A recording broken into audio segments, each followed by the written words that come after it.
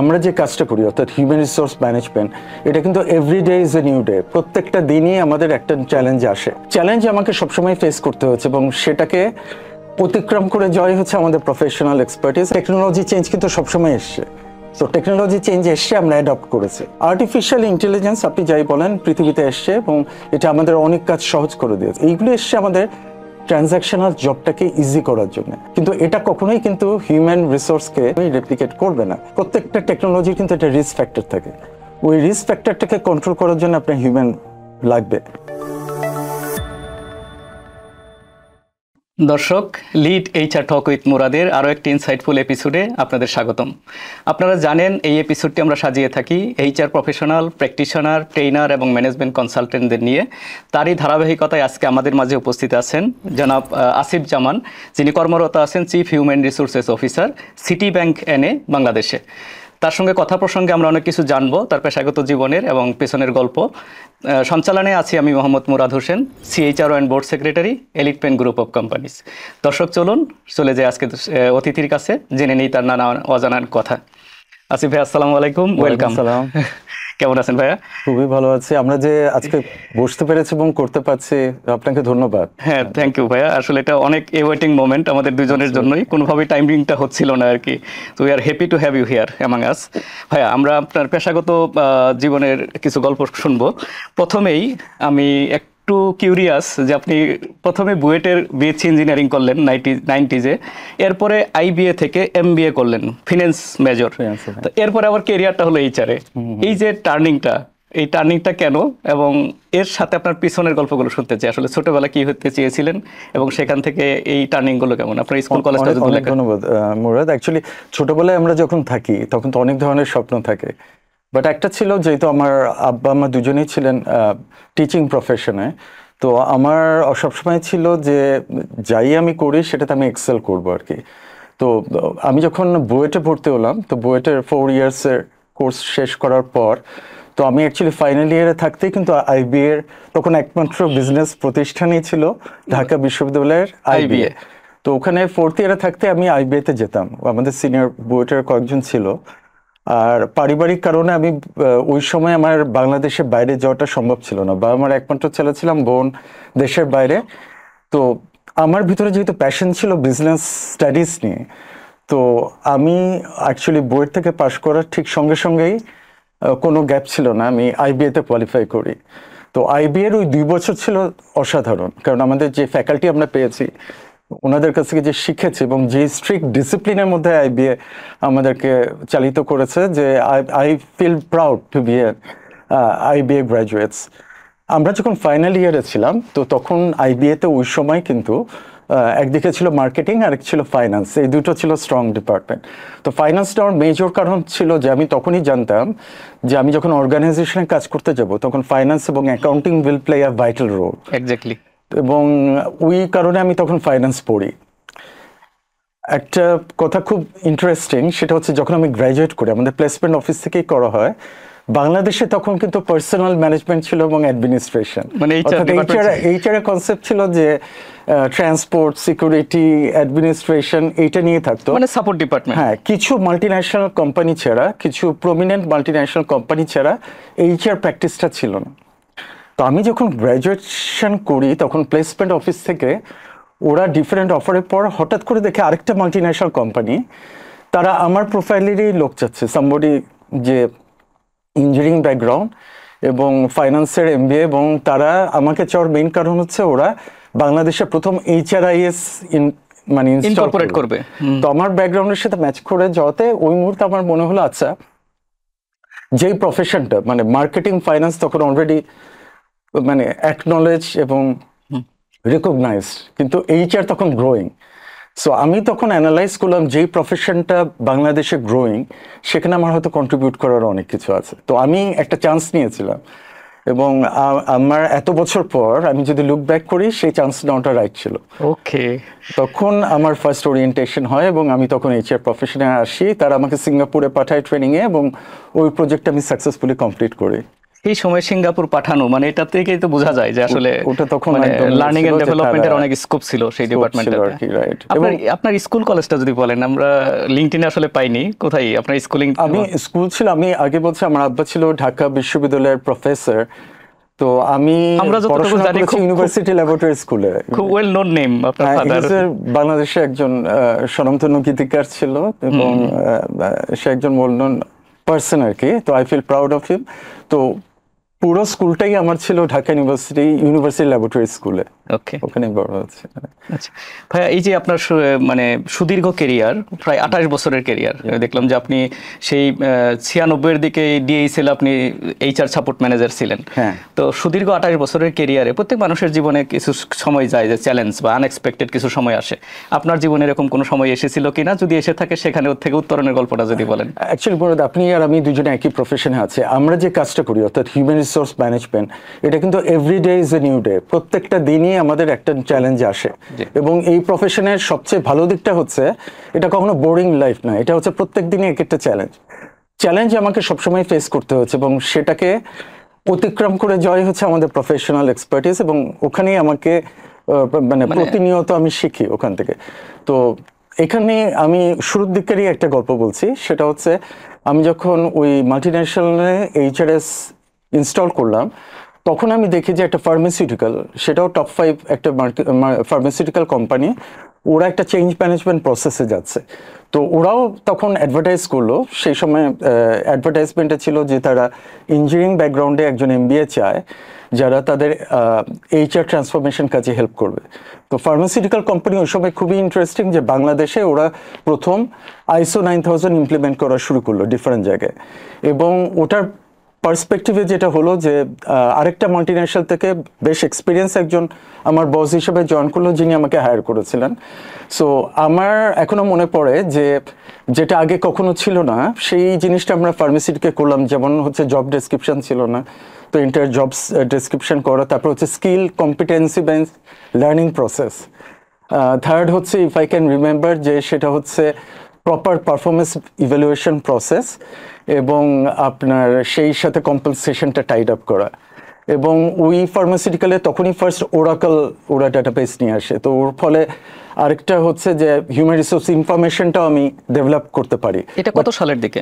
এটা হচ্ছে সবই হচ্ছে 1998 থেকে 2002 সাল, এই সময়টার কথা। কিন্তু এখানে সবচেয়ে ইন্টারেস্টিং ফ্যাক্টর, ওখানে যে আমরা দুজনে, আমার বস এবং আমরা, ফার্স্ট আমাদের বোর্ড প্রেজেন্টেশন আমরা বললাম যে আমাদের ফার্স্ট প্রপোজাল হচ্ছে আমরা যদি হিউম্যান রিসোর্স ট্রান্সফরমেশনটা চাই, যে ফার্স্ট হচ্ছে অ্যাডমিনিস্ট্রেশনকে এইচআর থেকে আলাদা করে দিতে হবে। অর্থাৎ আপনাদের সেপারেট একটা ইউনিট থাকবে অ্যাডমিনিস্ট্রেশন, যেখানে সিকিউরিটি, তারপরে অ্যাডমিনিস্ট্রেটিভ, ট্রান্সপোর্ট বা হোয়াট এভার ইটস থাকবে। আমাদের কাজ হবে পিপল, যেটার মাধ্যমে আপনারা ক্লায়েন্টের কাছে ডেলিভারি দিচ্ছেন, অর্থাৎ আপনাদের মূল কম্পিটেন্সি সেটাকে ডেভেলপ করার দায়িত্ব আমরা নিচ্ছি। এবং আই ফিল প্রাউড যে ওই প্রজেক্টটা আমরা সুন্দরভাবে করতে পেরেছি। শুধু আমি না, ওই সময় যারা ফার্মাসিউটিক্যালে ছিল আমার সেই কলিগরা, আমরা সবাই সেই পার্সপেক্টিভে ওই চেঞ্জের সাথে জড়িত ছিলাম। ওকে, বুঝতে পেরেছি। এখন মাঝখানে তো কোভিড গেল, কোভিডের পরে ডলার ক্রাইসিস, সবগুলোর একটা ইম্প্যাক্ট কিন্তু ব্যাংকিং সেক্টরে পড়েছে। এখন বাংলাদেশের ব্যাংকিং সেক্টরটা কি ধরনের চ্যালেঞ্জের মধ্যে দিয়ে যাচ্ছে? না, কথা হচ্ছে যে ব্যাংকিং সেক্টর হচ্ছে একটা সেক্টর যেটা হচ্ছে সার্ভিস সেক্টর। সো এখানে যেমন ম্যানুফ্যাকচারিং এ আপনার মেশিনারিজ আছে, আপনার লেটেস্ট সব টেকনোলজি আছে। ব্যাংক হচ্ছে হলো ইয়োর পিপল, মানে আপনার পিপল হচ্ছে আসল অ্যাসেট। তো এই ক্ষেত্রে এইচআরকে অনেক ধরনের চ্যালেঞ্জ করতে হবে। বাট কোভিড-19 আমরা যে চ্যালেঞ্জটা মোকাবেলা করেছিলাম এবং সাকসেসফুলি করেছিলাম, যেমন ওয়ার্ক ফ্রম হোম বলে একটা কথা আছে। So work from home policy যেহেতু মাল্টিন্যাশনালে আমি কাজ করেছি, ওখানে আগেও ছিল। বাট কোভিড-19 ফার্স্ট আমাদেরকে শেখালো যে আমি রিমোট ওয়ার্কিং করেও, আমি ওয়ার্ক ফ্রম হোম করেও কিভাবে আমার সার্ভিসটা ডেলিভারি দিতে পারি ডিফারেন্ট ফাংশনের ইউনিট। কারণ আগে অপশনটা ছিল, কিন্তু কেউ হয়তো অকেশনালি অ্যাভেল করতে, কিন্তু এটা যখন রুটিনে পরিণত হলো, আমরা প্রমাণ করলাম যে even for banking sector and আমাদের ডিফারেন্ট সেক্টরে যে রিমোট ওয়ার্কিং করেও আমরা আমাদের ডেলিভারিটা দিতে পারছি। তো এটা হচ্ছে নাম্বার 1। নাম্বার 2 হচ্ছে ব্যাংক হচ্ছে টোটালি আপনার high performance work culture.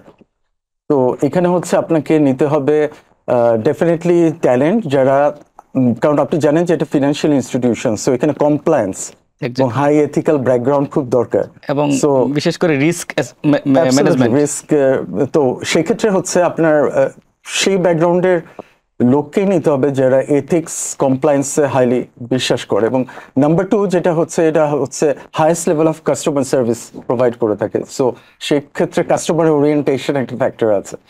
And সবচেয়ে আসল কথা হচ্ছে ব্যাংকে হচ্ছে প্রতিটা ব্যাংকেই যেটা হয় সেটা হচ্ছে কন্টিনিউয়াস জব রোটেশনের মধ্যে দিয়ে থাকে, যাতে মাল্টি স্কিলিং করা হয়। আপনি এইচআর এ কাজ করেছেন, দেখেছেন যে এটা যদি প্রপার জব রোটেশন বা মাল্টি স্কিলিং না থাকে, প্রপার ক্যারিয়ার প্ল্যান না থাকে, তাহলে কিন্তু একটা লোক একটা যতই ভালো নেন সে কিন্তু একটা পর্যায়ে যে রিডান্ডেন্ট হয়ে যাবে বা সে স্টাক হয়ে যাবে। কিন্তু আপনি যদি তাকে কেয়ারফুলি প্ল্যানের মাধ্যমে রোটেট করে তার স্কিল কম্পিটেন্সিটা বাড়ান বেসড অন তার career development plan as well as organization development plan, তাহলে কিন্তু হচ্ছে আপনার হিউম্যান রিসোর্সকে আপনি মাল্টি স্কিল করে তোলা যায়, রিসোর্স করতে পারেন। এবং আমার জানার মতে প্রতিটা ব্যাংকই এটা মেটিকুলাসলি করে থাকে। থ্যাংক ইউ ভাই। ব্যাংকিং এ সাধারণত দেখি যে আমরা এমটিও ম্যানেজমেন্ট ট্রেনি অফিসার হিসেবে এটা ভালো ভালো টপ বিজনেস স্কুলগুলো থেকে রিক্রুট করে থাকে, এটা একটা common practice. But mid level এবং টপ লেভেল অন্য ইন্ডাস্ট্রিতে আছে, এটা কিছুটা লুক্রেটিভ অফারের জন্য হোক বা সার্ভিস ইন্ডাস্ট্রির কারণে হোক, পশ জব হিসেবে হোক, যে কোনোভাবেই হোক, মিড লেভেল বা টপ লেভেলের অন্য কেউ যদি ব্যাংকিং সেক্টরে আসতে চায়, আপনি কিছুটা বলেই ফেলেছেন, তার মধ্যেও আপনি কিভাবে তাদের জন্য? আমি এখানে একটু ব্যাকগ্রাউন্ডে আসছি।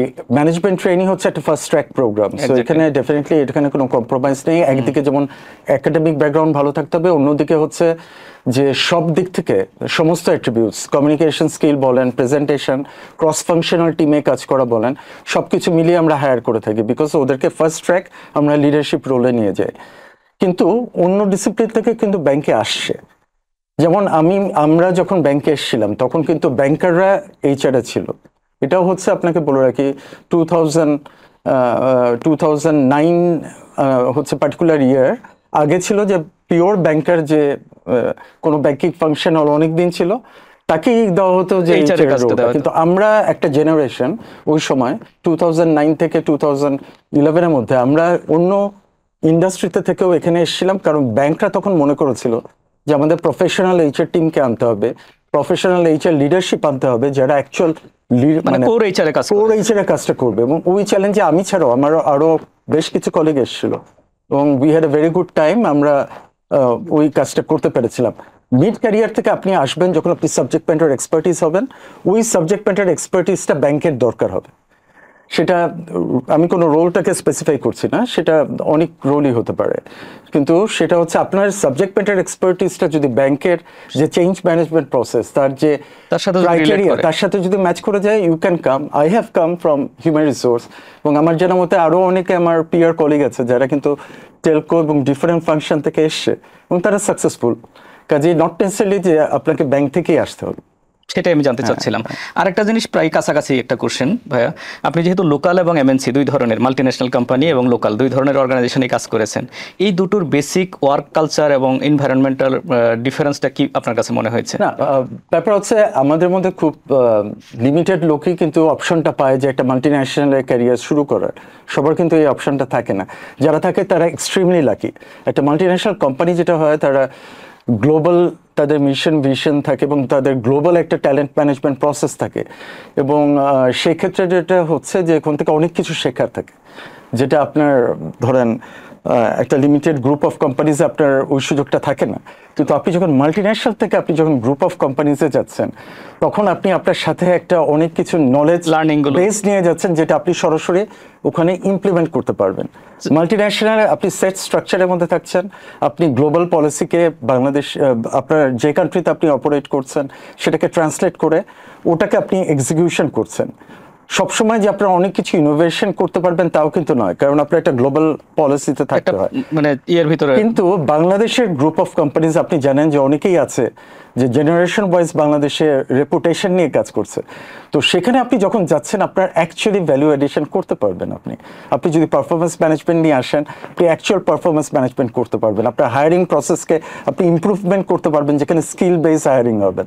এবং আমরা একটা কথা প্রায় বলে থাকি, right people at the right place at the right time. So এই জিনিসটা হচ্ছে HR can play a vital role. লাস্টে হলো যে লার্নিং অ্যান্ড ডেভেলপমেন্ট।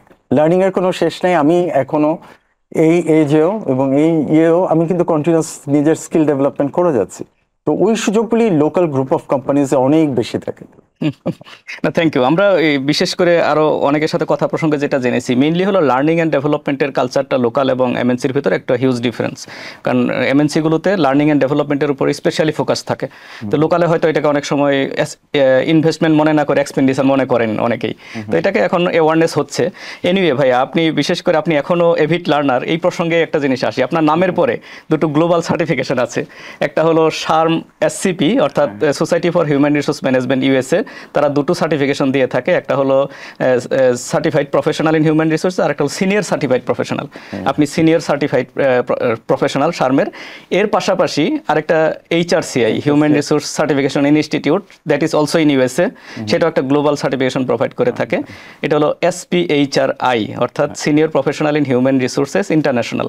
তো এই যে দুটো সার্টিফিকেশন একই ব্যক্তির নামের পাশে, আপনি হয়তো জানেন, তারপরেও দর্শকদের উদ্দেশ্যে আমি বলতেছি, বাংলাদেশে এই মুহূর্তে মাত্র 3 জন আছে যারা এই ডুয়েল সার্টিফিকেশন আছে। এমনিতে গ্লোবাল এইচআর সার্টিফিকেশন প্রায় অ্যারাউন্ড 70। আমি আস্তে আস্তে একটু ওয়ার্ক স্মার্টের সিও নিট কনসালটেন্ট ইশতিয়াক তাহের ভাইয়ের সাথে আমি একটু কথা বলছিলাম। তো সেই সূত্র ধরে এই দুটোর প্রিপারেশন এবং এই দুটো সার্টিফিকেশন অ্যাচিভের আপনার নেকটা কখন থেকে হলো এবং এটার প্রিপারেশন নিয়ে যদি কিছু বলেন। ফার্স্টে আমি থ্যাঙ্কস দিব ওয়ার্ক স্মার্ট, সেটা হচ্ছে ইশতিয়াক তাহের ভাই, উনি বাংলাদেশে ফার্স্ট অথরাইজড ইয়েতে এসে। তো এখানে যেটা হচ্ছে, আপনার মনে আছে কোভিড-19 কথা আপনি বললেন। সো কোভিড-19 যখন হাইব্রিড ওয়ার্ক করছি, তখন আমি চিন্তা করে দেখলাম যে নর্মাল যখন আমরা রুটিন কাজ করে থাকি, তখন কিন্তু ওই ডেইলি যে অফিস থেকে বার হতে হতে যে সময়টা থাকে, তারপরে আবার আরেকটা সার্টিফিকেশন কোর্স করাটা একটা চ্যালেঞ্জিং ব্যাপার। কোভিড-19 সময় দেখলাম যে আমি তো ওয়ার্ক লাইফ ব্যালেন্স করতে পারছি ইজিলি, তাহলে এই সময়টা আমি স্কিল লার্ন করবো না কেন?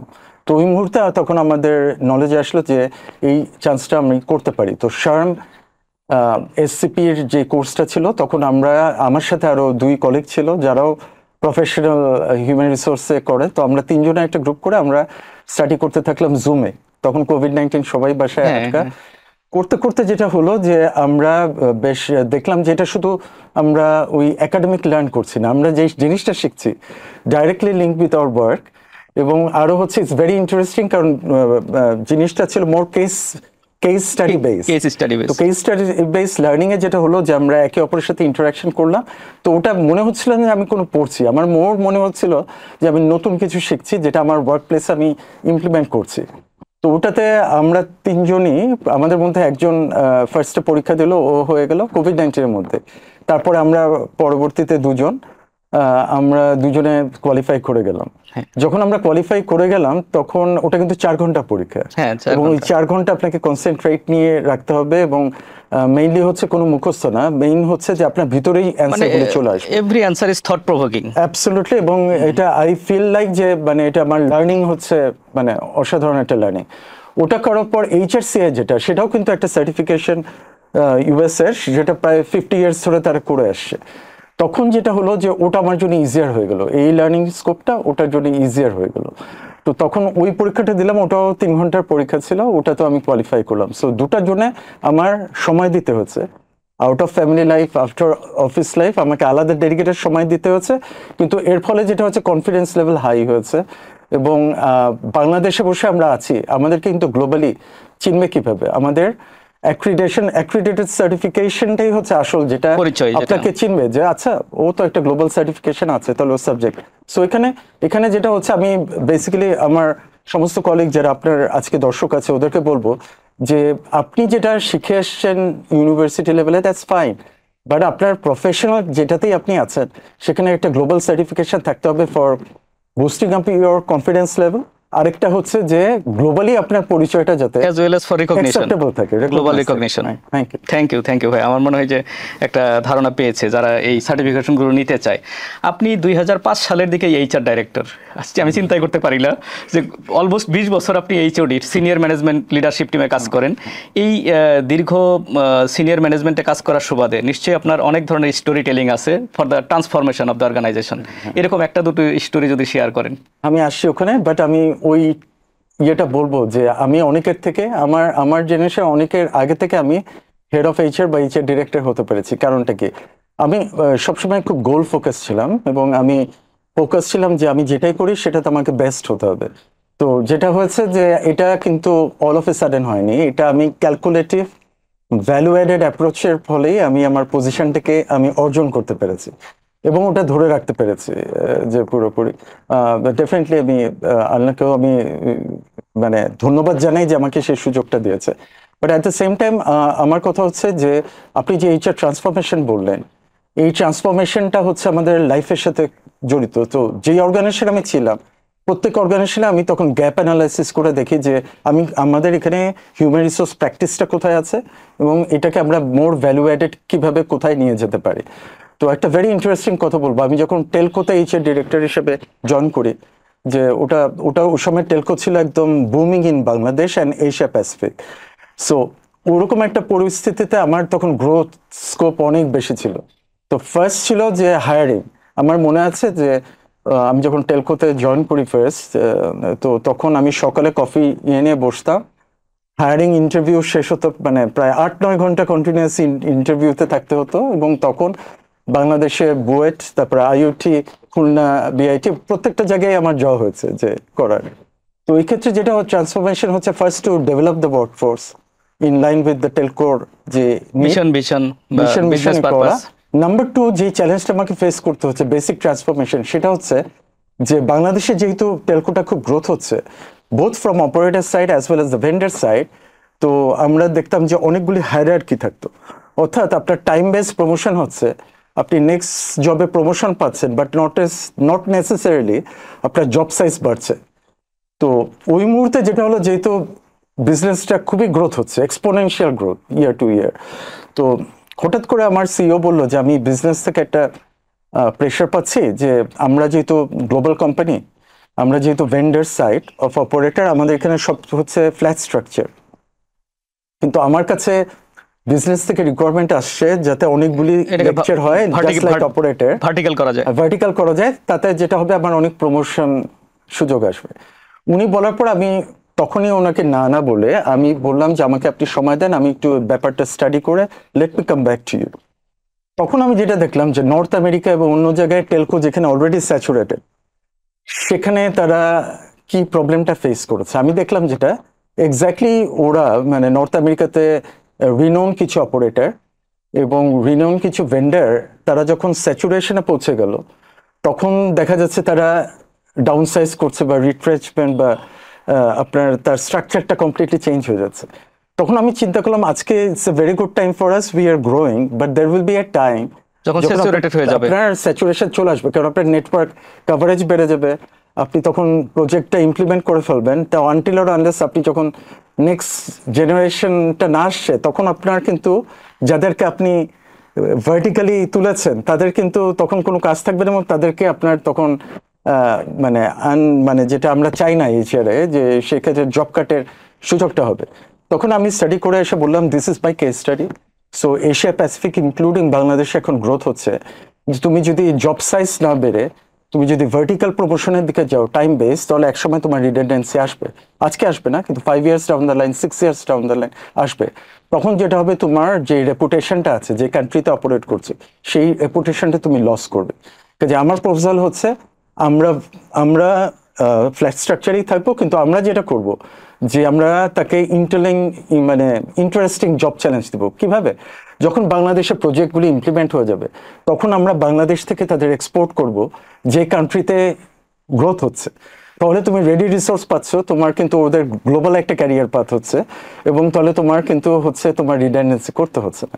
তো আলটিমেটলি আমার খুব ভালো লেগেছে যে that was a winning step, যে আমি সিইওকে কনভিন্স করেছি।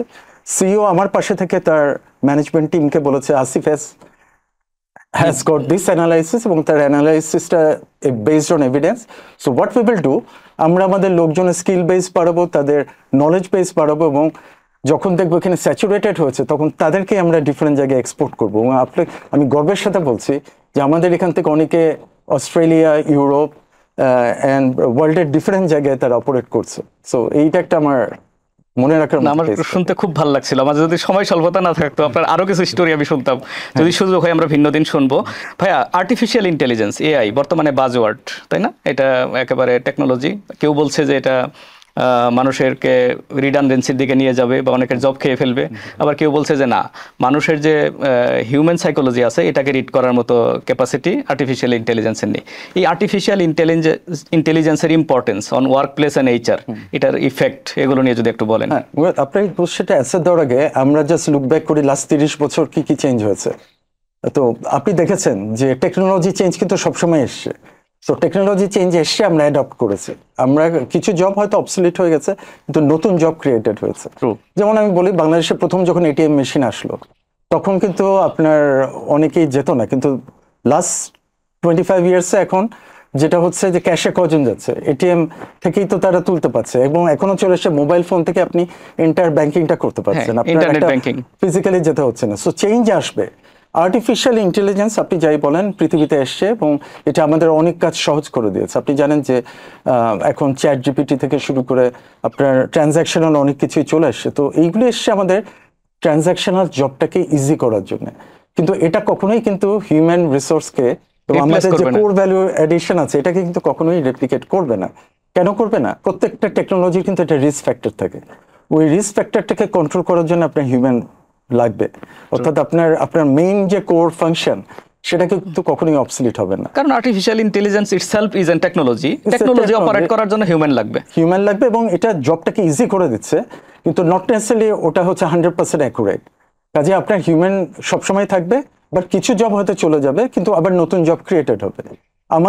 আমি যেটা মনে করি যে সবাই যদি টাইমের সাথে নিজেকে অ্যাডপ্টেড রাখে, কেউ যদি অবসলিট না হয়, তাহলে কিন্তু এটাকে ভয় পাওয়ার কিছু নেই, বরং এটাকে স্বাগত করে আমাদের নিজেকে আরো স্কিল করে তোলা যায়। অ্যাবসলিউটলি। থ্যাংক ইউ ভাইয়া। আগামী 5 থেকে 10 বছর পরে আসিফ ভাইকে আমরা কোথায় দেখব? ফিউচার পরিকল্পনা?